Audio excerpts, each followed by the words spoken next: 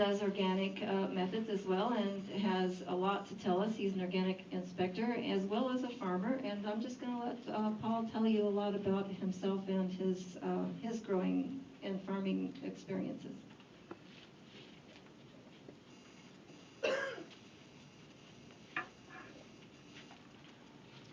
You don't want to hear a lot. You don't want to hear a lot about me, but I'll tell you some things. I'm going to move this up just a little more because there you go, you're tall.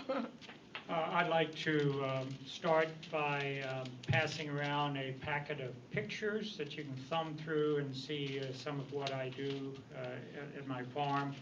And also, since I've raised black turtle beans, I brought a sign-up sheet if anyone wants to take orders for that, or to place orders for that, and so I'll start that first. I can pass this out for you while you talk. Start one on one side and Yeah. on the other. Okay. I'll get that. Don't worry. Here, how about you do those? I'm going to read my presentation because of the time limitation, and maybe I can get more in by doing it that way. I own a 167-acre farm south of Fayette in Howard County. It's 25 miles from Columbia, and you can reach me by using the paper telephone directory. I'm still in that directory. I bought my farm in 1992, 20 years ago, back when I had some money, and have always followed the organic farming and gardening practices before and since 1992.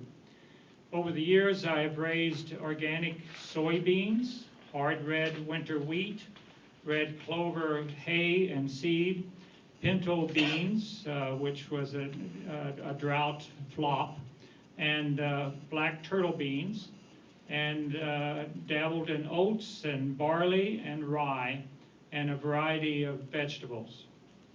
I'm too small an operation for the organic grain markets that Dan mentioned that use conventional grain structures because a farmer needs a minimum of a tractor-trailer load of grain to play in that market.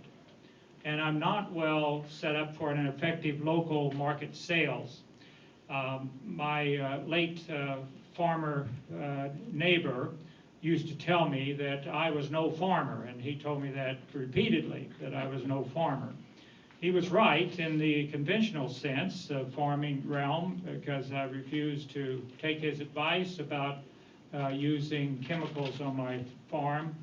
And he was also right in that I have too many diverse life interests to complete the work needed in a timely basis to live on or to produce crops organically.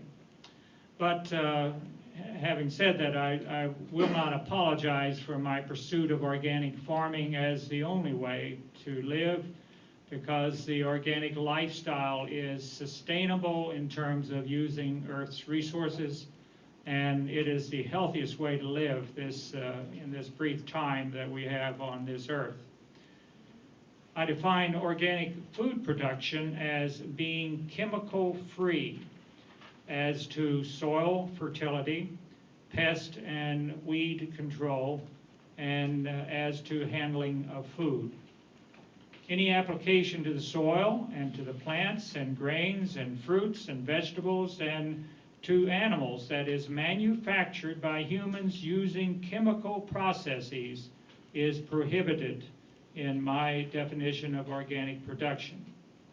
But I am a purist and in using organic methods, and I'm not at odds, well, I am at odds with a few of the standards set by the U.S. Department of Agriculture in its NOP, or the National Organic Program. A few years ago now, I became a licensed organic crop inspector. I'm an independent contractor who inspects crop farms for a certifier who issues certificates of certification to confirm that farmers have complied with the rules of organic production. When you buy at the farmer's market from a certified organic farmer, you know the food is as free from manufactured chemicals as one can get. I have with me the NOP rules and the OMRI list, it's called, of manufactured applications to plants that are accepted or prohibited or for restricted use. Of course, I personally would not need this OMRI list, and so I don't know what's in it. It's an acronym for Organic Materials Review Institute. But farmers are allowed, and they have been given some leeway from these core standards of NOP.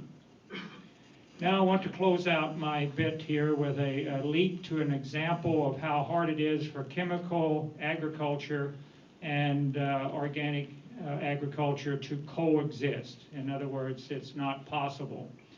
On the organic farm tour this past Sunday, sponsored by the Slow Foods Group, I heard this story from one of the farmers. He had bought some alleged organic compost from a local producer, and when his seeds sprouted, they wilted and died. He confronted his compost seller, who, after denying any fault, then did an investigation of his source of the cow manure he was making his compost from. They discovered that the manure was tainted with Grazin perculane 2,4-D, made by DuPont, a chemical used to kill weeds in pastures and hayfields and lawns. This stuff is deadly on non-grass plants. Grass will grow in it, but weeds, anything related to weeds will not. And it takes years to fully break down its toxicity in the soil. What happened was the grass absorbed the Grazin perculane. The weeds were gone, but the grass absorbed it, and some residue was left on the leaves and stems. The cows ate the tainted grass. Some perculane entered the organs and muscle of the cow, and the rest went straight through it into the manure.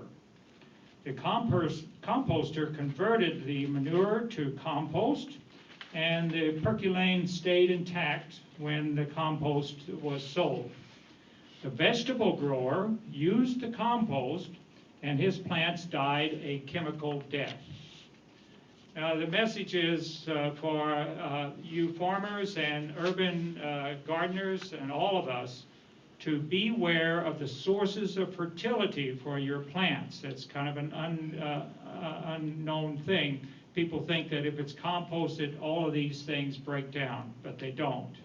If you use yard waste, make sure the yards were not sprayed for weed control.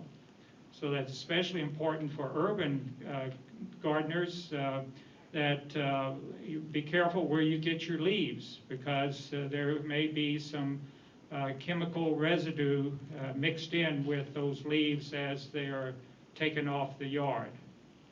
I believe the side effects of chemically produced food is ill health for plants, for animals and humans, and that diseases are stimulated from this ill health. There's a crying need for independent research to confirm these undeniable suspicions, but there's an awesome lobby against doing that kind of thing. The chemical ag is very, very, very powerful. I just close by saying I know more things too, but my time is up. Thank you.